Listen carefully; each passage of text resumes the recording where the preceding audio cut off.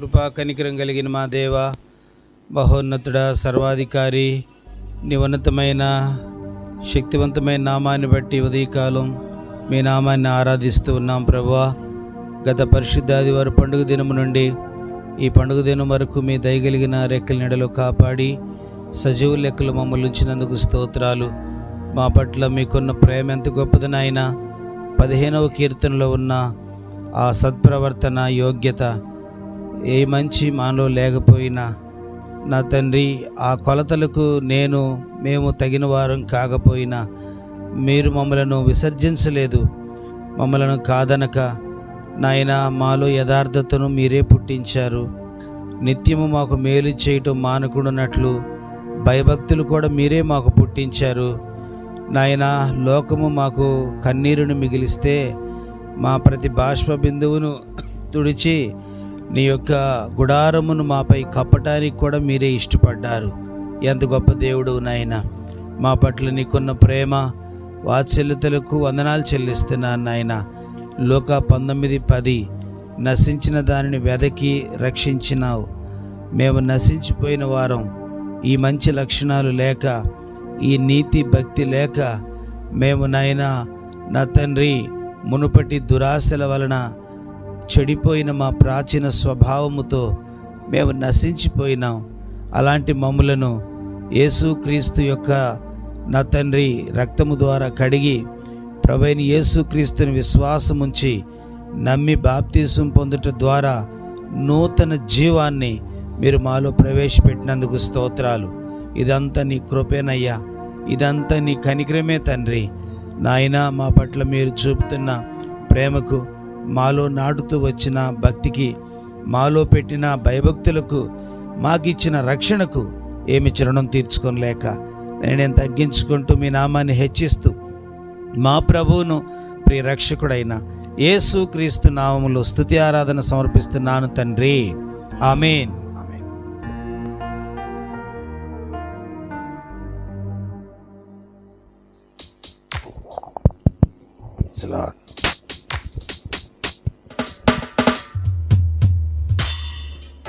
279వ పాట. శాశ్వతమైనది నీవు నాయడ చూపిన కృపా, అనుక్షణం నను కను పాపవదే, అనుక్షణం నను కను పాపవదే కాచిన కృపా. శాశ్వతమైనది నీవు నాయడ చూపిన కృపా,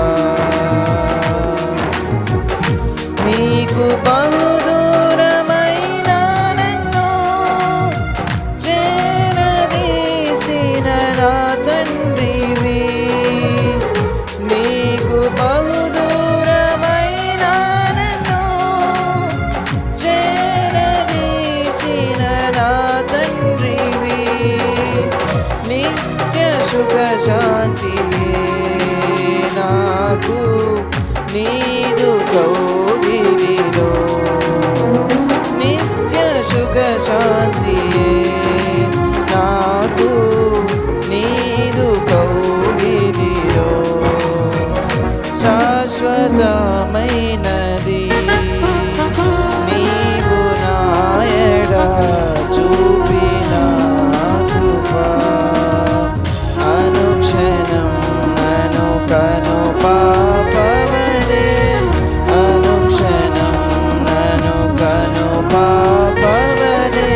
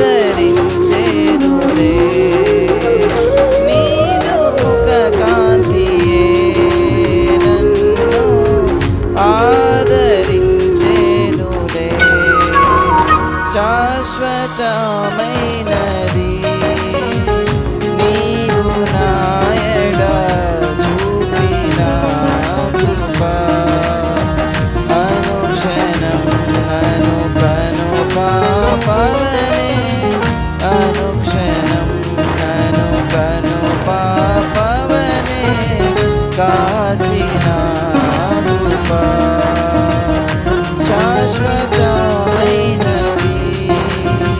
నీవు నాయడ చూపిన కృప.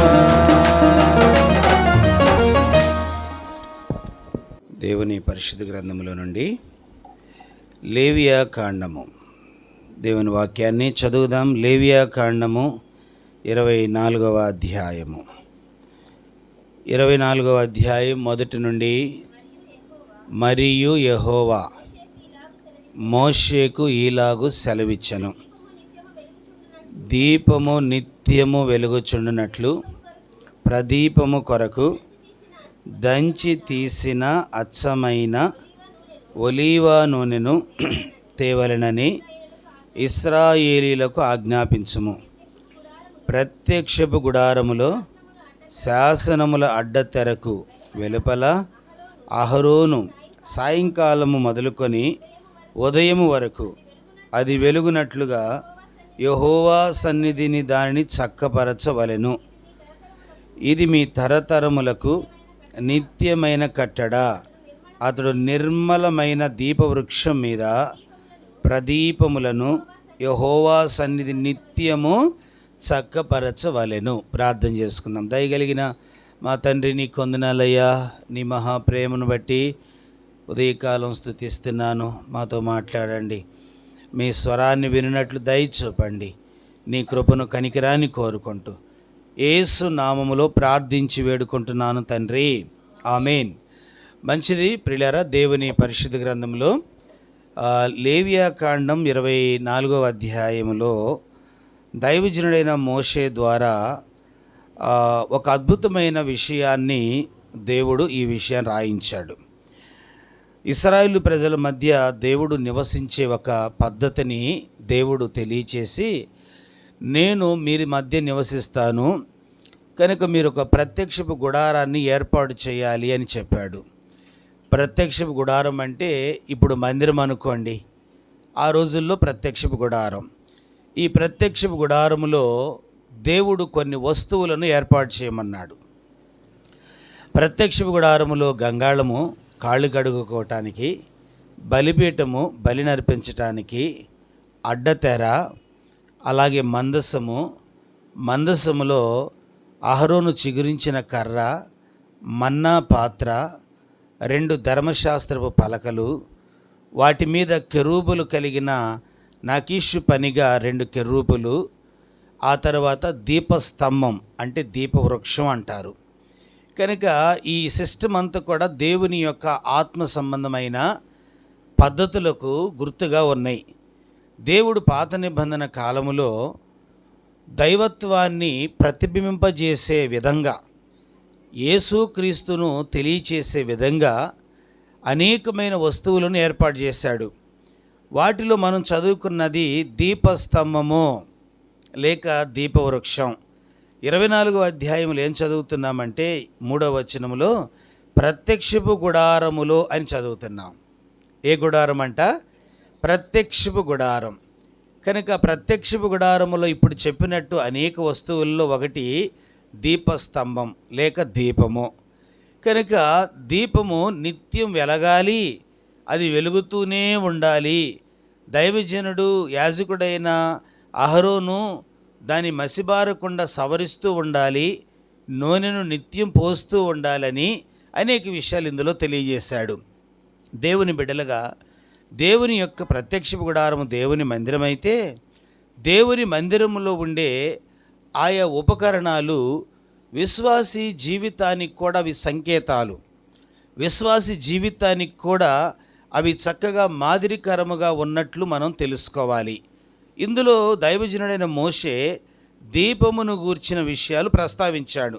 2వ వచనం, దీపము నిత్యము వెలుగుచుండునట్లు. దీపము నిత్యం ఎలా ఉండాలంట? వెలుగుచుండునట్లు. కనుక దేవుని మందిరం అనే ఈ గుడారములో విశ్వాసులమైన మనము ఒక దీపవృక్షంలాగా, అంటే నీవు అనేకులకు వెలిగిచ్చే వ్యక్తిగా, నీవు ఆరిపోని వ్యక్తిగా, నీవు వెలుగుతున్న వ్యక్తిగా ఉండాలని దేవుడు కోరుకుంటున్నాడు. అంతే కదా? ఆరిపోవటము అంటే మనము దాన్ని నష్టానికి సంకేతంగా చూస్తాం. వెలుగుతూ అంటే అది దీవెనకు, లాభానికి, శుభానికి సంకేతంగా మనం భావించుకుంటాం. భౌతికంగా అదే అర్థం, ఆత్మీయంగా కూడా అదే అర్థం. కనుక ప్రతి విశ్వాసి దేవుని మందిరములో, ప్రతి విశ్వాసి దేవుని ఇంటిలో వెలుగుతున్న దీపాలుగా ఉండాలి. అందుకే ముఖ్యంగా మనము దేవుని మందిరమునకు వచ్చిన తర్వాత దేవుని ఇంటిలో నేను ఒక దీపస్తంభమై ఉండాలి, నేను కూడా ఒక దీపంగా ప్రజ్వరిల్లుతూ ఉండాలి అనే విశ్వాసాన్ని మనము ఎప్పటికప్పుడు సంపాదించుకోవాలి. పరిశుద్ధ గ్రంథంలో మహాజ్ఞాని ఈ మాట అన్నాడు. సామెతల గ్రంథం 20వ అధ్యాయము 27వ వచనంలో ఈ విషయాన్ని మనం చదవచ్చు. నరుని ఆత్మ యెహోవా పెట్టిన దీపము. నరుని ఆత్మ ఎవరంట? యెహోవా పెట్టిన. చెప్పండి, ఇప్పుడు నీ ఆత్మ దీపం. ఈ విషయాన్ని బట్టి గుర్తు చేసుకోవాలి. దేవుని మందిరములో నీ ఆత్మ వెలుగుతూ ఉండాలి కదా. దేవుని మందిరములో మన ఆత్మలు ఎలాగుండాలంట? వెలుగుతూ ఉండాలి. వెలిగించబడే వారిగా వెలుగుతూ అనేకులకు మనము ఆ దీవెనకరమైన వారు ఉండాలని దేవుని యొక్క వాక్యములో మనం చదువుతున్నాం. కనుక నరుని ఆత్మ యెహోవా పెట్టిన దీపమే అని కాకుండా ప్రత్యేకంగా యేసుప్రభువు వారు కొన్ని విషయాలు చెప్పారు. లూకాసు వార్త 12వ అధ్యాయం, లూకాసు వార్త 12వ అధ్యాయము 35వ వచనాన్ని చదువుదాం. 35వ వచనం, మీ నడుములు కట్టుకొని ఉండుడి, మీ దీపములు వెలుగుచుండనీయుడి. మీ దీపములు ఎలా ఉండాలంట? మీ దీపములు ఆరిపోనీయుడి అన్నాడు దేవుడు. మీ దీపాలు ఎలాగుండాలి? వెలుగుచూ ఉండాలి. మీ నడుములు కట్టుకోండి అంటే మీరు స్థిరంగా ఉండండి, మీరు జారిపోయేవారిగా ఉండకూడదు, మీరు బలవంతులుగా ఉండాలి, మీరు క్రమం కలిగిన వాళ్ళగా ఉండాలి. మీ నడుములు కట్టుకోండి, మీ దీపములు కూడా ఏం కావాలి? వెలుగుచూ ఉండాలి, వెలుగుచూ ఉండాలి. యోహాను సువార్తలో ఈ మాట అంటాడు. రండి, యోహాను సువార్త 5వ అధ్యాయంలో ఒక వ్యక్తిని గూర్చి ప్రభు ఈ మాట ప్రస్తావించాడు. 5వ అధ్యాయం 35వ వచనం, 5వ అధ్యాయం 35వ వచనం, అతడు మండుచు ప్రకాశించుచున్న దీపమయ్యుండెను అని రాయబడింది. అతడు మండుచు, భక్తుడైన యోహాను గూర్చి ప్రభువైన యేసుక్రీస్తు వారు ఏమన్నారో తెలుసా? అతడు మండుచు ప్రకాశించుచున్న.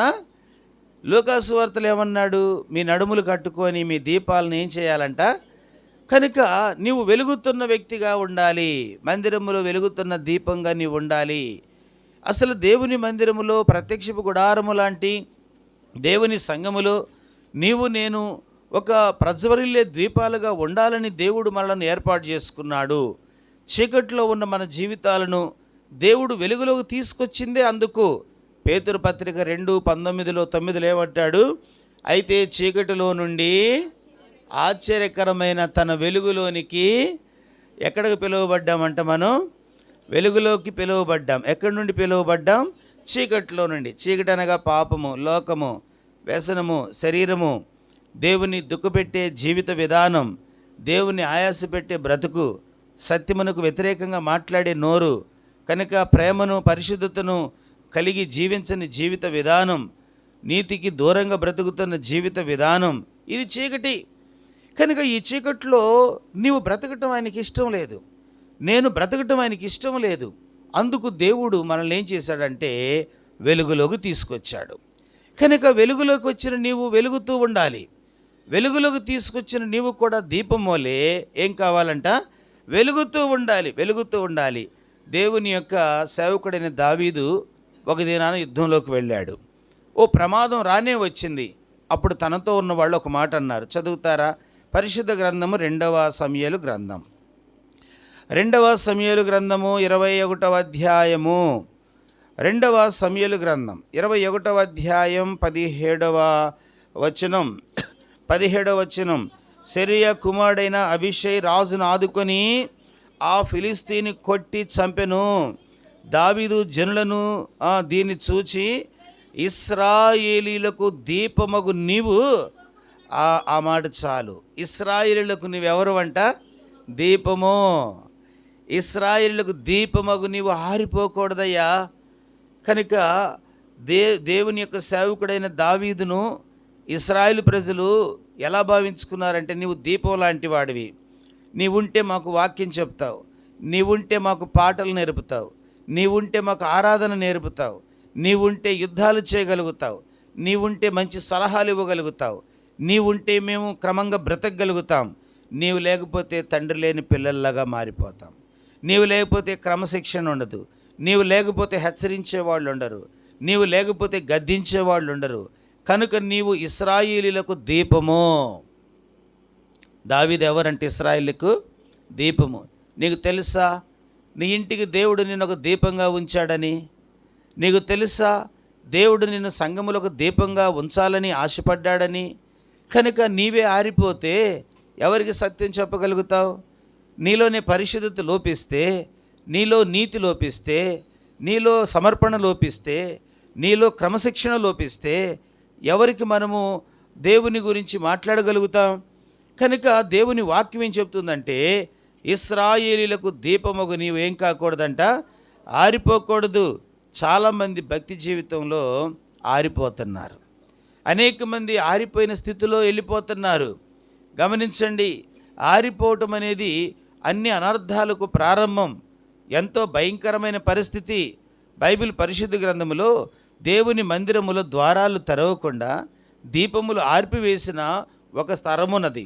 అప్పుడు ఏం జరిగిందో తెలుసా? రండి, 2వ దినవృత్తాంతాల గ్రంథము, పరిశుద్ధ గ్రంథములో నుండి 2వ దినవృత్తాంతముల గ్రంథము 29వ అధ్యాయము, 29వ అధ్యాయం 29, 7వ వచనం, 8వ వచనం. మరియు వారు మంటపము యొక్క ద్వారములను మూసివేసి దీపములను ఆర్పివేసి పరిశుద్ధ స్థలమందు ఇశ్రాయేలీయులు దేవునికి ధూపము వేయకయు దహన బలులు అర్పింపకయు ఉండిరి. 7వ వచనములో ద్వారాలు మూసేశారు, మంటపము యొక్క ద్వారాలు మూసివేశారు, దీపములను ఆర్పివేశారు. పరిశుద్ధ స్థలము ఇశ్రాయేలు దేవునికి ధూపం వేయక దహన బలులు అర్పించక ఉన్నారు. అంటే ఆరాధన లేదు, అర్పణ లేదు, మందిరము లేదు, పూర్తిగా జీవితాన్ని ఆర్పివేసుకున్నారు. కొందరు అలాగే ఉంటారు కదా, మందిరానికి రారు, ఆరాధన చేయరు, ప్రభువుకు అర్పించరు, అన్ని డోర్స్ క్లోజ్ అంటారే. కనుక చాలామందిని దుష్టునికి తావివ్వటం ద్వారా, లోకస్తులకి తావివ్వటం ద్వారా, అపవిత్ర సంబంధాలకు హృదయములో చోటివ్వటం ద్వారా ఏవి ప్రాముఖ్యమో వాటిని వదిలేసి ఏవి ప్రాముఖ్యం కాదో వాటిని హృదయములో చేర్చుకోవటం ద్వారా దీపాలు ఆరిపోతున్నాయి. అనేక మంది దీపాలు ఆర్పివేసుకుంటున్నారు. దేవుని వాక్యములో ఇశ్రాయేలు ప్రజలు హిజ్కియా కాలములో అలాగూ జరిగినప్పుడు దేవుడు ఏం చేశాడు? 8వ వచనం. అందుచేత యెహోవా యూదా వారి మీదను యెరూషలేము కాపురస్తుల మీదను కోపించి మీరు కనులారా చూచుచుండగా వారిని ఆయన భీతికిని విస్మయమునకు నిందకు ఆస్పదము, అంటే వారిని కారణంగా దేవుడు చేశాడు. కనుక లేస్తే భయం, కూర్చుంటే భయం, పొలానికి వెళ్ళాలంటే భయం, ఆఫీస్కి వెళ్ళాలంటే భయం, శత్రువు వస్తున్నాడంటే భయం, ఇంట్లో ఉండాలంటే భయం, బయటికి వెళ్ళాలంటే భయం. భీతికి విస్మయమునకు దేవుడు వారిని కారణంగా చేశాడు. ఎందుకు ఇశ్రాయేలు ప్రజలకు భీతి రావాలి? ఎందుకు జీవితంలో భయం రావాలి? ఎందుకు జీవితంలో తొందరపాటు, హడావుడి, ఆందోళన ఎందుకు ఇవన్నీ పెరుగుతున్నాయి అంటే వారు దీపాలు ఏం చేశారంట? ఆర్పివేశారు. దేవుని బిడ్డలుగా దేవుడు అంటున్నాడు, కనుక దేవుని మందిరములో, గుడారములో దీపము నిత్యము వెలగాలి. దీపం ఎలాగుండాలంట? నిత్యము వెలగాలి. దేవుని యొక్క సేవకుడైన దావీదుతో వాళ్ళు అంటున్నారు, ఇశ్రాయేలీలకు దీపముకు నీవు ఆరిపోకూడదు. ఈరోజు దేవుని బిడ్డలుగా ప్రభు సన్నిధిలో నీవు వెలుగుతూ ఉన్నావా, లేక ఆరిపోయే వ్యక్తిగా ఉన్నావా? నీవు వెలుగుతూ ఉంటే సంతోషం. నువ్వు వెలగాలని దేవుడు కోరుకుంటున్నాడు. నీవు వెలగటం కొరకు సంఘాన్ని ఇచ్చాడు. నీవు వెలుగుతూ ఉండాలని వాక్యాన్ని ఇచ్చాడు. నీవు వెలుగుతూ దీవెనకరమైన వ్యక్తిగా బ్రతకాలని దేవుడు సంఘ సహవాసాన్ని ఇచ్చాడు. నీవు వెలుగుతూ ఉండాలని నీ కొరకు ప్రార్థించే ప్రార్థనాపరులను ఇచ్చాడు. అయినా నీవు వెలగని స్థితిలో ఉంటే ఎంత ప్రమాదం. కనుక దేవుని వాక్యం చెప్తుంది పరిశుద్ధ గ్రంథములో, మనము లోకములో దేవుని కొరకు, సంఘములో దేవుని కొరకు దీపాలుగా ఎలాగుండాలంట? వెలుగుతూ ఉండాలి. బైబిల్ పరిశుద్ధ గ్రంథములో మహాజ్ఞాని సొలొమోను సమూయేలు తన యొక్క పుస్తకములో మొదటి పత్రిక 3వ అధ్యాయము 3వ వచనములో ఈ మాట రాస్తాడు. సమూయేలు రాసిన మొదటి గ్రంథము 3వ అధ్యాయము 3వ వచనం, దీపము ఆరిపోకమునుపు సమూయేలు దేవుని మందస్సము ఎదుట యెహోవాకు ఏం చేశాడంట? దీపము ఆరిపోకమునుపు సమూయేలు ఏం చేశాడు? యెహోవాకు ఏం చేశాడంట? పరిచర్య చేశాను. దీపం ఆరిపోక మునుపు, మనం చెప్పాల్సి వస్తే ప్రాణం పోక మునుపు హాస్పిటల్కి వెళ్ళి వైద్యం చేయించుకొని బ్రతికినట్టు. దీపం ఆరిపోక ముందు సమూయేలు ఏం చేశాడు? ఏలి ఎదుట యెహోవాకు ఏం చేసేవాడంట? ఆయన అనుకున్నాడు, మందిరంలోకి వెళితే దీపం ఆరిపోదు, మందిరంలో పరిచర్య చేస్తే దీపం ఆరిపోదు, మందిరంలో దేవుని గణపరిస్తే నా దీపం ఆరిపోదు. దీపము ఆరిపోక మునుపు నేను చేయవలసిన పనులు ఉన్నాయి కనుక నేను వెలగాలి, వెలుగుతూ ఉండాలి, దివ్య మానంగా ప్రజ్వరిల్లాలి అనుకుంటే వెలగో. కనుక నీవు చేయవలసినవి చేయాలి. దేవుని వాక్యం చెప్తుంది, సమూయేలు, ఏ సమూయేలు? మొదటి వచ్చిన 3వ అధ్యాయం, బాలుడైన సమూయేలు. బాలుడు ఎక్కడుంటాడు? బాలుడు ఎక్కడుంటారు చెప్పండి? మందిరంలో ఉంటారా? అసలు గురిగా కూర్చుంటారా? ఏమండి, వాళ్ళకి క్రమశిక్షణ తెలియదు, ఒక పద్ధతి తెలియదు, చెప్పినా వారు వినరు. ఎందుకంటే వాళ్ళు బాలురు, అంటే వాళ్ళు చిన్నపిల్లలకి మంచి చెడుల గురించిన విచక్షణ పెద్దగా ఉండకపోవచ్చు, కారణం వారు చిన్నపిల్లలు. కనుక మరి సమూయేలు కూడా అదే చిన్నపిల్లవాడుగా, పాలు విడిచిన చిన్నపిల్లవాడుగా, ఎత్తుకొని తల్లి తీసుకొచ్చింది కదా. పాలు విడిచిన వెంటనే సమూయేలును తన తల్లి షిలోహు మందిరములో తీసుకొచ్చి ఏలి ఎదుట, నేను మొక్కుకొనిన ఆ కుమారుడు వీడు యెహోవాకు ప్రతిష్ఠితుడు అని చెప్పి విడిచిపెట్టి వెళ్ళిపోయిందే. వీడేం తింటాడో చూడలేదు, చలికాలం వస్తే ఎలా దుప్పటి కప్పుకుంటాడో తెలియదు, ఆకలైతే ముసలాయిని ఏమడుగుతాడో తెలియదు, ఏడిస్తే ఈ ముసలాయిని ఎత్తుకొని తిప్పుతాడో లేదో తెలియదు. ఏమి పట్టించుకోకుండా తల్లి సమూయేలును దేవుని ఇంటిలో వదిలేసి వెళ్ళిపోయింది. కనుక ఒక వ్యక్తి సమర్పణ, ఒక వ్యక్తి జీవిత విధానము ఇశ్రాయేలు ప్రజల మధ్య దీపం ఆరిపోకుండా కొనసాగగలిగింది. ఈరోజు దేవుని బిడ్డగా ఇశ్రాయేలు అందరి పక్షాన దీపం ఆరిపోకుండా ఉండటానికి ఒక సమూయేలు పనిచేస్తే, నీ ఇంటి పక్షాన కనీసం నీవు నిలబడవా? సంఘపక్షాన నీవు పని చేయవా? దేవుని వాక్యం చెప్తుంది, పరిశుద్ధ గ్రంథమైన బైబిల్ మనకేం బోధిస్తుందంటే, దీపము ఆరిపోక మునుపు సమూయేలు ఏలి ఎదుట యెహోవాకు పరిచర్య చేయుచుండెను. దేవుని బిడ్డలుగా మన జీవితాల్లో, ప్రభువా, నేను ఎన్నో విషయాల్లో చల్లారిపోయిన వ్యక్తిగా, ఆరిపోయిన వ్యక్తిగా, లేక ఆర్పివేసుకున్న వ్యక్తిగా ఉన్నాను, నన్ను తిరిగి ఎలిగించు అని ప్రభువుని అడిగితే మంచిది. తిరిగి నన్ను ఉజ్జీవింపచేయి, తిరిగి నాలో వెట్ట పుట్టించు, తిరిగి నాలో క్రమశిక్షణ నేర్పు, తిరిగి నాలో సమర్పణ నేర్పు, తిరిగి నాలో కృతజ్ఞత బుద్ధిని పుట్టించు. ఇదే ఎలగటం అంటే. కనుక చాలామంది జీవితాల్లో ఆరిపివేసుకున్నారు, ఆరిపోయిన వారు కొన్నారు, ఆరిపోయిన వారు కొన్నారు. కాబట్టి దెస్సలోనిక సంఘంలో పౌలు ఈ మాట అంటాడు. రండి, దెస్సలోనికలకు రాసిన మొదటి పత్రిక, పరిశుద్ధ గ్రంథములో మొదటి పత్రిక 5వ అధ్యాయం 19వ వచనం. ఆత్మను ఆర్పకుడి. ఏమంటున్నాడు చెప్పండి? ఆత్మను ఆర్పుకోవద్దు. నేను హెచ్చరించే ఆత్మ, సరిచేసే ఆత్మ, కన్నీరు తుడిచే ఆత్మ, నీ క్షేమం కోరుకునే ఆత్మ, నీ బలహీనతల్లో నీకు సహాయం చేసే ఆత్మ, నీవు దేవునికి దూరం అయిపోయినప్పుడల్లా నిన్ను దేవుని మందిరం వైపు నడిపించే ఆత్మ, నీవు పాపములో జారిపోయినప్పుడల్లా పరిశుద్ధతను గూర్చి జ్ఞాపకానికి తీసుకొచ్చే ఆత్మ, నీవు విశ్వాసములో తగ్గిపోయినప్పుడల్లా నీకు విశ్వాసాన్ని బోధించే ఆత్మను ఆర్పుకుంటే ఎంత ప్రమాదం. గమనించారా? కనుక ఆత్మను ఏం చేయకూడదంట? దేవుని వాక్యం చెప్తుంది, మీరు ఆత్మను ఆర్పవద్దు. ప్రియ దేవుని బిడ్డగా, దేవుని ఇంటిలో దీపమైన నీవు ఈ మాట మర్చిపోకు. ప్రత్యక్ష గుడారములో ఎలాగూ దీపవృక్షము దీపస్తంభమున్నదో, దేవుని మందిరములో నీవు కూడా ఒక దీపం వలె ప్రతిదినం ఏం చేయాలి? దీపమును వెలిగించుకున్న ఒక స్త్రీ ఉన్నారు. చదువుతారా? లూకాసు వార్త పరిశుద్ధ గ్రంథములో నుండి 15వ అధ్యాయము. లూకాసు వార్త 15వ అధ్యాయము 8-9 వచనాలు. ఏ స్త్రీకైనను 10 వెండి నాణ్యములుండగా వాటిలో ఒక నాణ్యం పోగొట్టుకుంటే ఆమె దీపము వెలిగించి ఇల్లు ఊడ్చి అది దొరుకు వరకు జాగ్రత్తగా వెతకదా? అది దొరికినప్పుడు, ఎప్పుడు దొరికినప్పుడు? దీపమును వెలిగించినప్పుడు.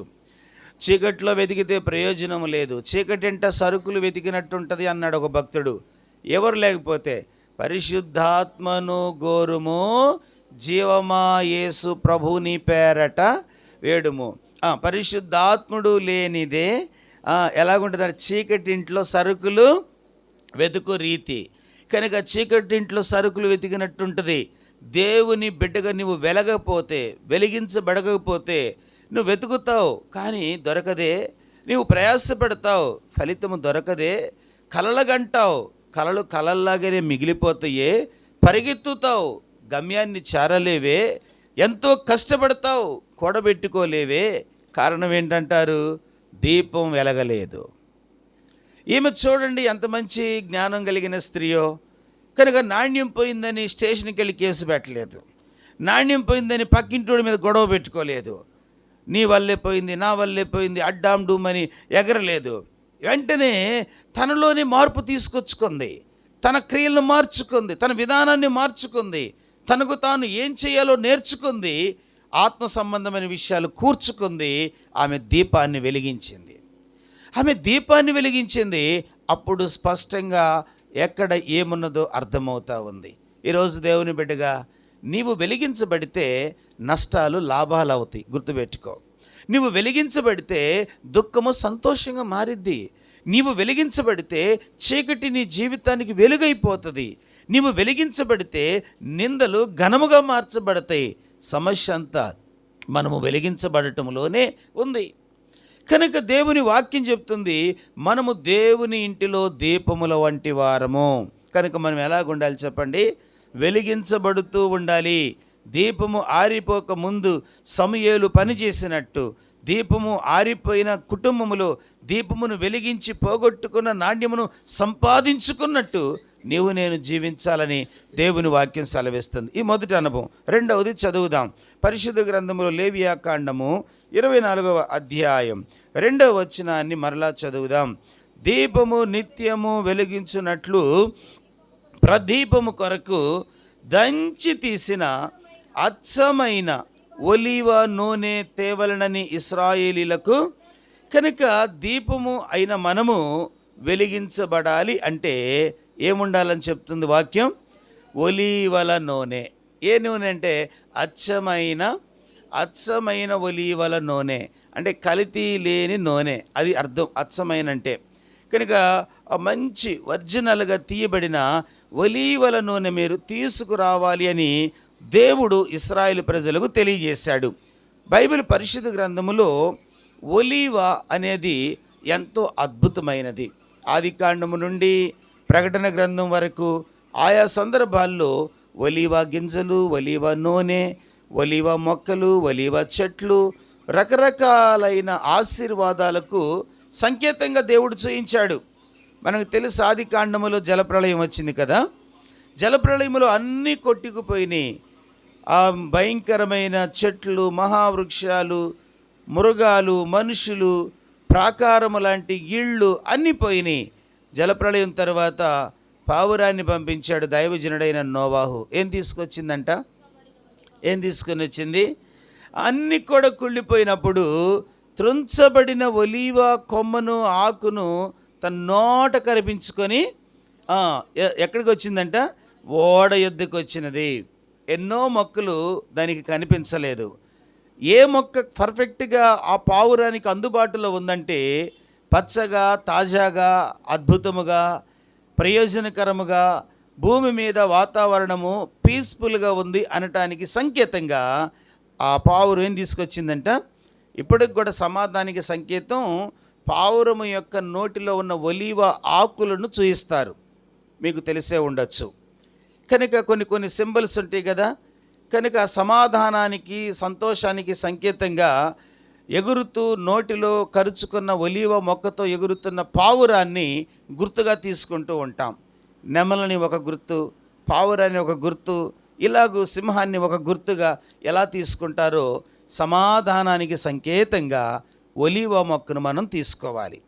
కనుక ఒలీవ మొక్క, ఒలీవ దేనికి సాదృశ్యం అంటే సమాధానమును నీ జీవితంలో వెలిగించేది.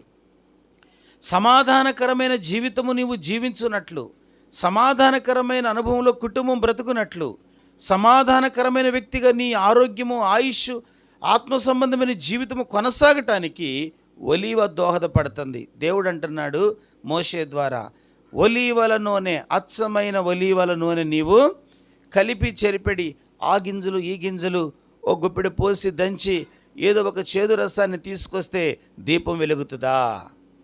చెప్పండి. లోకములో ఉన్నవన్నీ తీసుకొని వస్తే నీవు వెలిగించబడతావా? నీకు తెలిసినవి, వారికి తెలిసినవి, వీరికి తెలిసినవి, ప్రపంచంలో ఉన్న వ్యర్థమైన జ్ఞానమునంత తీసుకొని దంచి నీ హృదయంలో పోసుకుంటే ఆత్మీయంగా వెలగలుగుతావా? కానే కాదు. అందుకే దేవుడు అంటున్నాడు, ఖచ్చితమైన ఒలీవల నూనె మీరు ఏం చేయాలంటున్నాడు? తీసుకొని రావాలి. దానికి మరొక లక్షణం న్యాయాధిపతుల గ్రంథం. న్యాయాధిపతుల గ్రంథము 9వ అధ్యాయం. న్యాయాధిపతుల గ్రంథం 9వ అధ్యాయం 9వ వచనం చదువుదాం.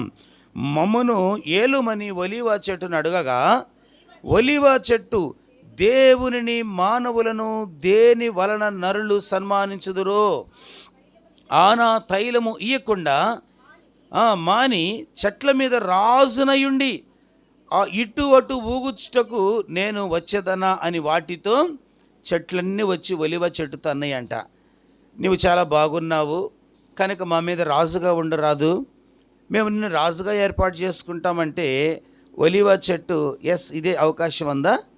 ఎవరైనా వచ్చి మిమ్మల్ని నాయకుడిగా ఏకగ్రీవంగా ఎన్నుకుంటామంటే ఎవరు కాదంటారు చెప్పండి? అలాంటి అవకాశం కొరకు లక్షల కోట్లు ఖర్చు పెట్టడానికి నాయకులు రెడీగా ఉంటారు. ఒలీవ చెట్టు అలాంటి చెట్టు కాదు. ఒలీవ చెట్టు ఘనతను, గౌరవాన్ని, లోక సంబంధమైన పొగడతలను వీటి మీద తన యొక్క జీవితాన్ని పెంచుకోవడానికి ఇష్టపడలేదు. కానీ ఏం చేయాలనుకుందో తెలుసా? ఏ తైలముతో దేవునిని, నరులను సన్మానించుదురో, ఏ నూనెతో దేవునిని, మనుషులను సంతోషపెట్టుదురో ఆనా తైలమును నేను ఇయ్యకుండా మాని చెట్ల మీద రాజుగా ఉండి ఇటు అటు ఊగెదన్నా. ఎంత మంచి ఆలోచన అండి. తైలం ఇవ్వాలంటే అది నలగొట్టబడాలి, దంచబడాలి. అలా నేను దంచబడినా పర్వాలేదు, అలా నేను నలగొట్టబడినా పర్వాలేదు, నేను దేవుణ్ణి సంతోషపెట్టే వ్యక్తిగా ఉంటే చాలు. నేను దంచబడకుండా, నేను నలగొట్టబడకుండా, నా పాత జీవితమును విడిచిపెట్టకుండా, రోత పాత జీవితమును నేను వదలకుండా చెట్ల మీద రాజుగా ఉంటే నాకు వచ్చే లాభం ఏంటి? కనుక చెట్ల మీద రాజుగా ఉండి నేను ఏమాత్రం సంతోషించలేను. కానీ నేను నలగొట్టబడినా, నేను రాల్చగొట్టబడినా, నేను దంచబడినా పర్వాలేదు, నా తైలంతో దేవుణ్ణి ఏం చేయాలి? దేవుణ్ణి సన్మానించాలి. కనుక నీ దీపం వెలగాలంటే నీవు దేవుణ్ణి సన్మానించే వ్యక్తిగా ఉండాలి. నరులను సన్మానించే వ్యక్తిగా అంటే గౌరవించటం నేర్చుకోవాలి. దేవుణ్ణి సన్మానిస్తున్నావా? దేవుణ్ణి గౌరవిస్తున్నావా? దేవుణ్ణి గౌరవించేవాడు, దేవుణ్ణి సన్మానించేవారు మనుషులను కూడా ఏం చేస్తాడు? అందుకే ప్రభువు అన్నాడు కదా, కనిపిస్తున్న సహోదరుని ప్రేమించకుండా కనిపించని దేవుణ్ణి ప్రేమిస్తున్నానంటే అది కేవలం మోసం అంటాడు యోహాను రాసిన పత్రికలో. కనుక నిన్ను వలె నీ పొరుగు వారిని, నీ కుటుంబాన్ని నువ్వు ప్రేమించు, అక్క చెల్లెలను ప్రేమించు, అన్నదమ్ములను ప్రేమించు, నీ తోబుట్టువులను ప్రేమించు, నీ వారిని ప్రేమించు, నీ బిడ్డలను నువ్వు ప్రేమించు, నీ సంఘాన్ని నువ్వు ప్రేమించు. నీలో దేవుడు పెట్టిన ప్రేమనే తైలం ఉంది కదా, నీలో దేవుడు పెట్టిన ప్రేమనే నూనె ఉన్నది కదా, దానితో నీవు దేవునిని చెప్పండి నరులను ఏం చేయాలి? అప్పుడు నీ దీపం ఎప్పటికీ ఆరిపోదు. కనుక ఈ దినాల్లో దీపాలు ఆరిపోవడానికి కారణం ఏంటంటే, ఈ దినాల్లో అనేక మంది ఎదుగుదల లేని వారిగా, ఆశీర్వాదకరమైన జీవితంలో జీవించలేని వారిగా మాడిపోవడానికి కారణం ఏంటంటే, వారి తైలముతో దేవుణ్ణి ఏం చేయటం లేదు? సన్మానించటం లేదు. పరీక్షించుకుంటావా? ప్రభువా, నేను ఒక శ్రేష్టమైన తైలముగా మారలేకపోతున్నా, వెలిగిచ్చే దీపంగా నేను ఉండలేకపోతున్నా. ఈ రోజు నుంచి నేను నిన్ను ఘనపరిచే వ్యక్తిగా, నా పనులను బట్టి, నా ప్రయాసను బట్టి, నా సమయమును బట్టి, నా సంపదను బట్టి, నా మాట తీరును బట్టి, నా ఆలోచనను బట్టి నిన్ను సన్మానించే వ్యక్తిగా నన్ను మార్చు అని అడిగితే ఎంత బాగుండు. బైబిల్ గ్రంథంలో ఒలీవకున్న లక్షణం ఏంటంటే అది దేవుని ఏం చేస్తుందంట. అందుకే దావీదు ఈ మాట అన్నాడు. చదువుతారా? కీర్తనల గ్రంథం, పరిశుద్ధ గ్రంథములో నుండి 52వ కీర్తన 8వ వచనాన్ని చదువుదాం. 52వ కీర్తన 8. నేనైతే దేవుని మందిరములో పచ్చని ఒలీవ చెట్టు వలె, ఈరోజు ఈ మధ్యాహ్న కాలం ఈ తీర్మానంలోకి మనము కూడా రావాలి. దావీదు ప్లేస్లోకి నీవు వచ్చి ఆలోచించే చెప్పగలుగుతావా? నేనైతే నేను సన్మానిస్తున్నాను, దేవుణ్ణి సన్మానిస్తున్నా, నరులను సన్మానిస్తున్నా. అందుకే దావీదు దీపం ఆరిపోలేదు. ఎన్నో రీతులుగా సౌలు శత్రువుగా తనపై దాడి చేశాడు. తన సొంత కుమారుడు అబషలోము తనపై దాడి చేశాడు. తనతో ఉన్న మంత్రి అహితోపేలు తనపై చెడ్డ ఆరోపణలు చేస్తూ వచ్చాడు. తన యుద్ధ ఉన్న నిజముగా షిమ్మి లాంటి వాడు రకరకాలుగా దూషించాడు. ఫిలిస్తీన్ల చేతిలో నుండి, ఇజ్రాయేల్ చేతిలో నుండి, కుటుంబం చేతిలో నుండి దేవుడు దావీదును కాపాడుకుంటూ వచ్చాడు. దావీదు దీపాన్ని దేవుడు ఆరిపివేయలేదు. ఆ దీపం దినదినం ఎదుగుతూ ఉంది. నా దీపమును వెలిగించువాడు నా చీకటిని వెలుగుగా చేయును. నా దీపమును వెలిగించు, నా చీకటిని వెలుగుగా చేయును. జలరాశుల నుండి బలమైన చేతితో, జలరాశుల నుండి బలమైన చేతితో వెలుపల చేర్చిన బలమైన దేవుడు, వెలుపల చేర్చిన దేవుడు యెహోవా నా బలమా, యథార్థం నీ మార్గం పరిపూర్ణ. కనుక దావీదు దీపాన్ని దేవుడు వెలిగించాడు. అంట పచ్చని ఒలీవ మొక్క. మందిరములు ఎలా ఉంటున్నావు సహోదరుడా?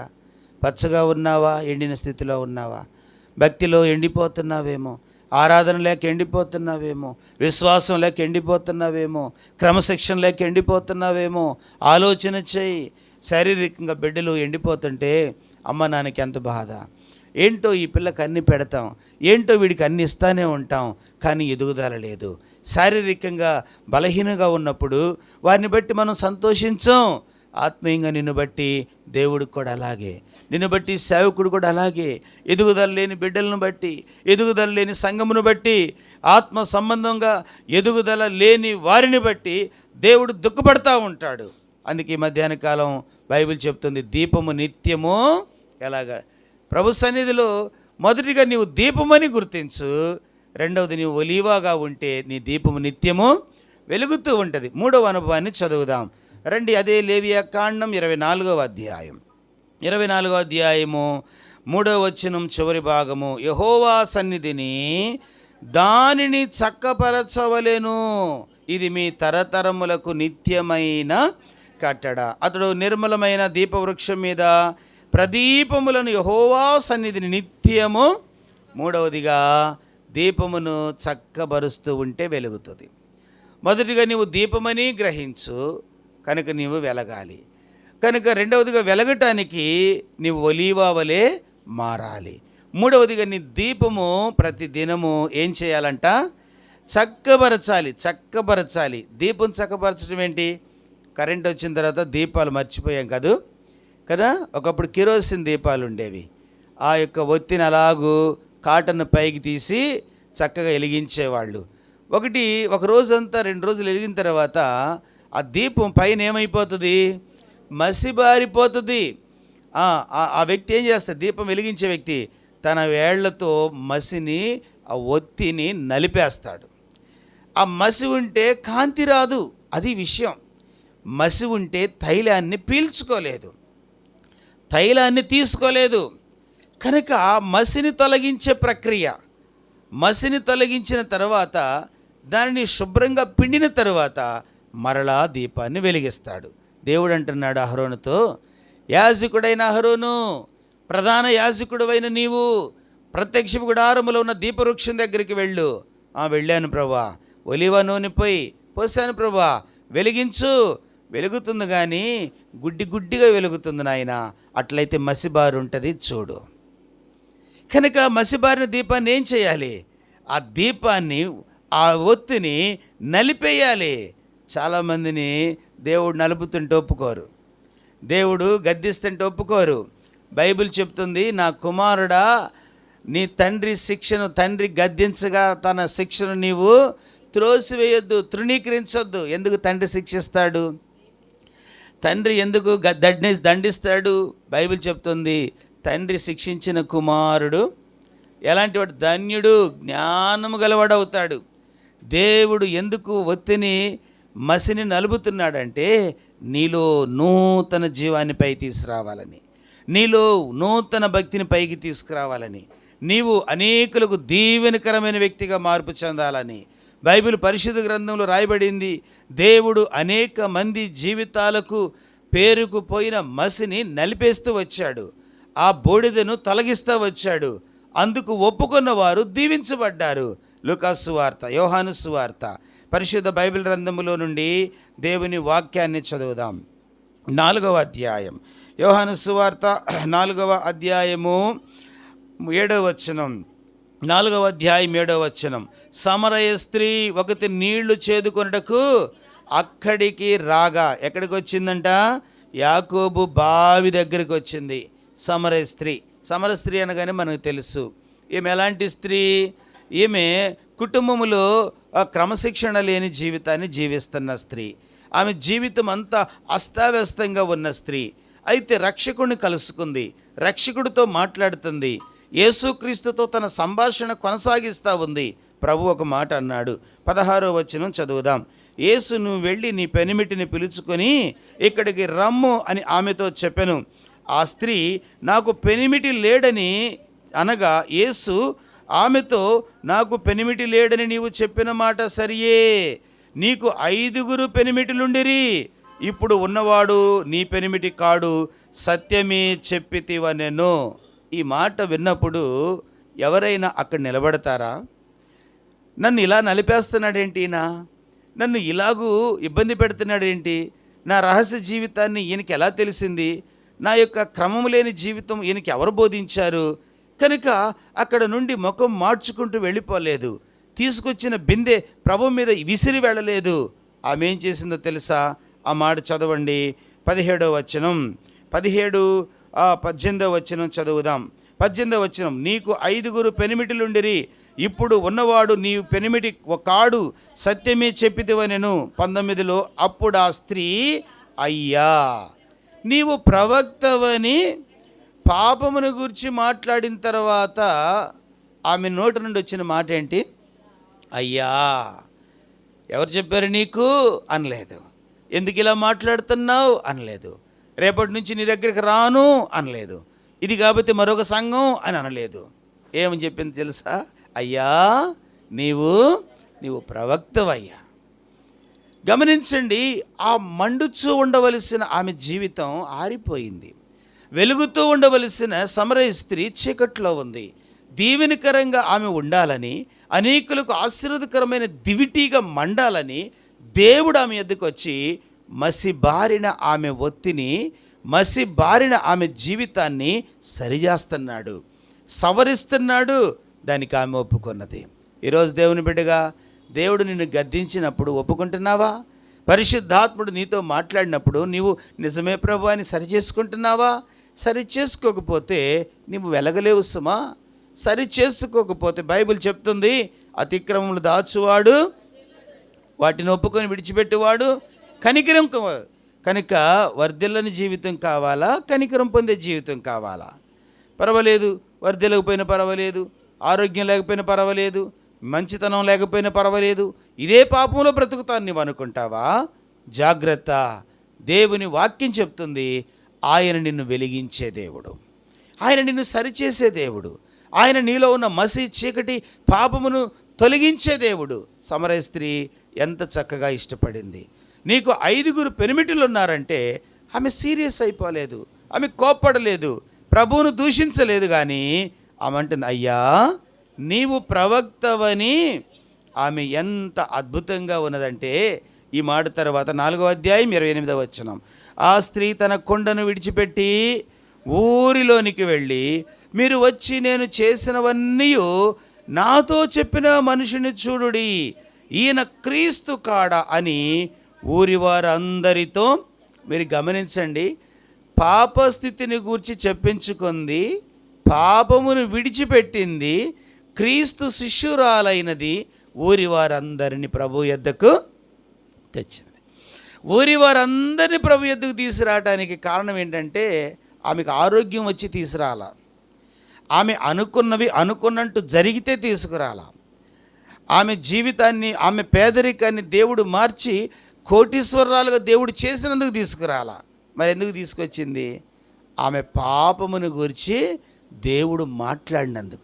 ఈ దినాల్లో అనేక మంది యొక్క విశ్వాసం ఎలాగుందంటే, మా పాపము జోలికి రావద్దు, మా చీకటి జోలికి రావద్దు, మా బలహీనతల జోలికి రావద్దు, ఏదైనా ఉంటే మమ్మల్ని దీవించే ప్రక్రియ ఏదంటే చూడండి, అప్పుడు మేము దేవుని గురించి మాట్లాడతాం, అప్పుడు సంఘంలో సాక్షిగా మేము బ్రతుకుతాం, అప్పుడు మేము అది ఇది చేయగలుగుతాం అంటున్నారు. ఇది వెలిగే జీవితం కాదు సుమా, ఇది లోక సంబంధమైన మోసం, ఇది అపవాది సంఘములో విశ్వాసులకు కలిగించిన మరొక గుడితనం, బలహీనత. పాపమును గూర్చి మాట్లాడినప్పుడు ఒప్పుకున్న హృదయం ఎవరికి ఉంటుందో, బలహీనతను గురించి మాట్లాడినప్పుడు ఒప్పుకునే మనసు ఏ సహోదరుడికి ఉంటుందో, ఏ సహోదరికి ఉంటుందో, వారు అద్భుతంగా ఎలుగుతారు, వారు అద్భుతంగా ప్రకాశిస్తారు. దేవుని వాక్యములో మనం చదువుతున్నాం, ఏమంటుంది కదా, నేను చేసినవన్నీ నాతో చెప్పిన వాడిని చూతుము, ఈయన క్రీస్తు కాడా, ఈయన మెస్సయ్య కాడా. ప్రియులారా, సమరయులందరూ చీకట్లో ఉన్నారు. యేసుక్రీస్తుని నిజమైన వెలుగును నోచుకోలేక, రక్షకుడంటే ఎవరో తెలియక, విమోచకుని గురించి అర్థం తెలియక, రక్షించే దేవుణ్ణి వారు ఏనాడు కలవక వారు చీకట్లో బ్రతుకుతున్నారు.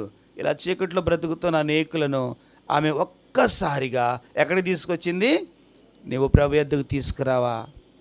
నువ్వు వెలిగించబడితే అనేకుల్ని వెలుగులోకి నువ్వు సత్యం తెలుసుకుంటే అనేకులను సత్యంలోకి తీసుకొస్తావు. నువ్వు మేలు పొందుకుంటే అనేకులను మేలు చేసి దేవుని యొద్దకు తీసుకొస్తావు. సంవత్సరం యొక్క ముగింపులోకి వచ్చావు, ప్రభువా నా దీపాన్ని వెలిగించు అని ప్రభువుని అడుగు. ప్రభువా నన్ను తిరిగి వెలుగుతో నింపు, నేను గుడ్డి దీపంలా ఉన్నా, నేను వెలుగుతూ వెలగనట్టుగా ఉన్నా, నేను చూస్తూ చూడనట్టుగా ఉన్నా, నేను బలహీనుడిగా నెమ్మదిగా నీ సన్నిధికి వస్తున్నా, నన్ను మండించు. బైబిల్ చెప్తుంది కదా, ప్రదీపము దంచి తీసిన ఒలీవల నూనెతో దీపము నిత్యము ప్రార్థన చేయబోతున్నాను, పరీక్షించుకో, సరిచేసుకో. బైబిల్ అంటున్నాడు, ఆ యొక్క దీపము వెలుగునట్లు దానిని యాజకుడు ఏం చేయాలంట? ప్రధాన యాజకుడు నిత్యము చక్కపరచాలి. దేవుని ప్రజలను చక్కపరచటం కొరకు దేవుడు యాజకులను పెట్టాడు, లేవీలను పెట్టాడు, సేవకులను పెట్టాడు, అపోస్తలులను పెట్టాడు, ప్రవక్తలను పెట్టాడు. దేవుడు ఒక ప్రవక్తతో ఒక మాట అంటాడు, ఆ మాట చదివి ప్రార్థన చేసుకుంటాం. యెహెజ్కేలు గ్రంథము 2వ అధ్యాయం, యెహెజ్కేలు గ్రంథము 2వ అధ్యాయము 3వ వచనం. ఆయన నాతో ఇట్లనెను, నరపుత్రుడా, నా మీద తిరుగుబాటు చేసిన జనుల యొద్దకు, ఇశ్రాయేలు యొద్దకు నిన్ను పంపుచున్నాను. వారును వారి పితరులను నేటి వరకు నా మీద తిరుగుబాటు చేసిన వారు సిగ్గు మాలిన వారును కఠిన హృదయులై ఉన్నారు. వారి యొద్దకు నేను నిన్ను పంపుచున్నాను. వారు తిరుగుబాటు చేయువారు గనుక వారు వినినను వినకపోయినను తమ మధ్య ప్రవక్త ఉన్నాడని వారు తెలుసుకున్నట్లు ప్రభువు యెహోవా ఇలాగు సెలవిచ్చుచున్నాడని నీవు వారికి ఏం చేయాలంట? ఏమంటున్నాడు? నా ప్రజల యొద్దకు నేను పంపుతున్నాను. యెహెజ్కేలు ప్రవక్తతో దేవుడు అంటున్నాడు, నా ప్రజలు కఠినంగా ఉన్నారు, వారు అనేక విషయాల్లో కఠినపరుచుకున్నారు హృదయాలను. అయితే వారి మధ్యకి నువ్వు వెళ్ళు. నేనేం చేయను ప్రభా, నువ్వే చెప్పావు కదా కఠినాత్ములని. నువ్వు ఒక పని చేయి, వాళ్ళ మధ్యకి వెళ్ళి ప్రకటించు, నేను చెప్పినవి ప్రకటించు. ఆయన అంటున్నాడు, వారు వినినను, దేవుడు ముందే చెప్తున్నాడు, వారు వినినా వినకపోయినా, దేవుడు ముందే అనుకుంటున్నాడు. నువ్వు వినినా వినకపోయినా, వింటే వెలుగుతావు, వినకపోతే ఆరిపోతావు. వెలగాలనుందా, ఆరిపోవాలనుందా? వెలగాలని దేవుడు కోరుకుంటున్నాడు, వెలిగించాలని దేవుడు కోరుకుంటున్నాడు. అన్నప్పుడు అంటాం కదా బిడ్డలతో, నా మాట వింటే, ఇప్పుడైనా అమ్మాయి నా మాట వింటే, అబ్బాయి నా మాట వింటే, అమ్మ నా మాట వింటే తల్లిగా చెప్తావే, తండ్రిగా చెప్తావే, అది నీకు నీతి క్రమమైనప్పుడు దేవుని మాట ఆయనకు క్రమం కాదా? దేవుని మాట అది నీతి కాదా? దేవుడు చెప్తున్నాడు ప్రవక్త యెహెజ్కేలుతో, నువ్వు వెళ్ళు ప్రకటించు, వారు వినినను వినకపోయినా. వారు వింటారని దేవుడు చెప్పటంలే, అలాగే వినరని కూడా దేవుడు చెప్పటంలే.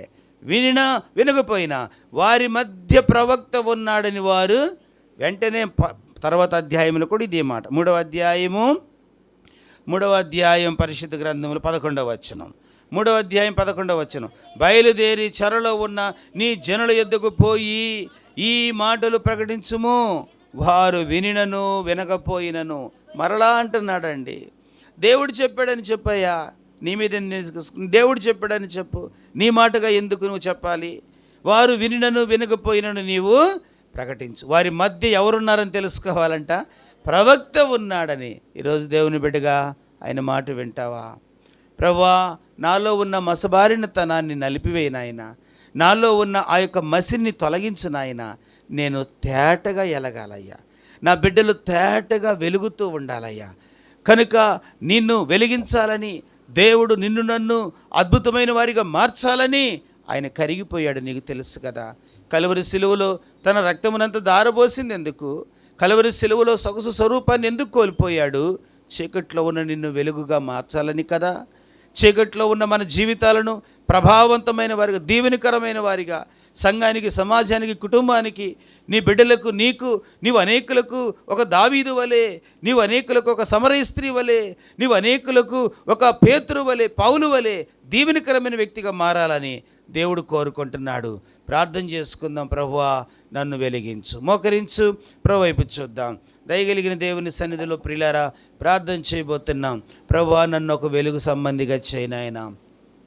నేను అనేక విషయాల్లో మసిబారిపోయిన వ్యక్తిగా ఉన్నానయ్యా, అనేక విషయాల్లో ఎలగనట్టుగా ఉన్నానయ్యా. అయ్యా, అనేక విషయాల్లో నులివెచ్చగా బ్రతుకుతున్నానయ్యా.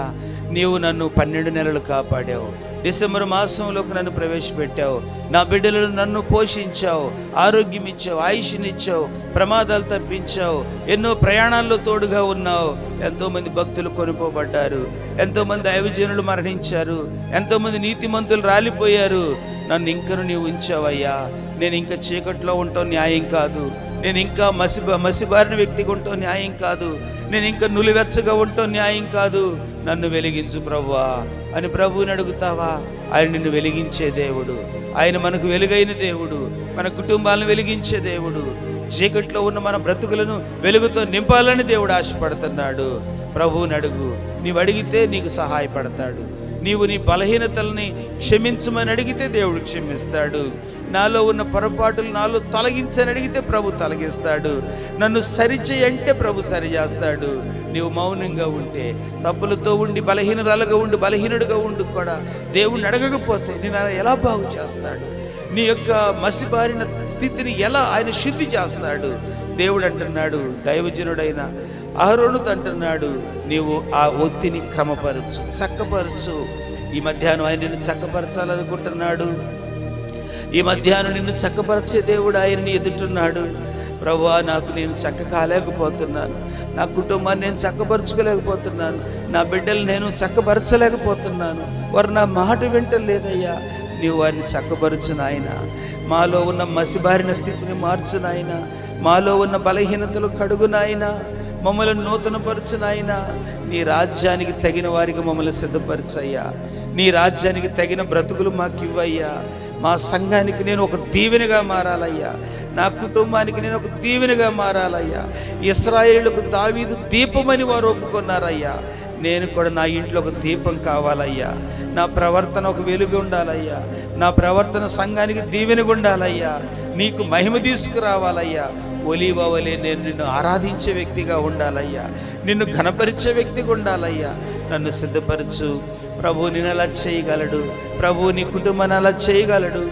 ప్రభు నీ పరిస్థితులు అలా మార్చగలడు. అట్టి కృపను పరిశుద్ధాత్మ దేవుడు మనందరికి అనుగ్రహించినట్లు ప్రార్థన చేసుకుందాం. ప్రియులారా, ప్రార్థనాపూర్వకంగా ప్రవైపు చూద్దాం. అలాంటి వెలుగు సంబంధులుగా దేవుడు మనల్ని మార్చి ప్రజ్వరింప చేయనట్లు మనల్ని మనం ప్రభుకు అప్పగించుకుందాం.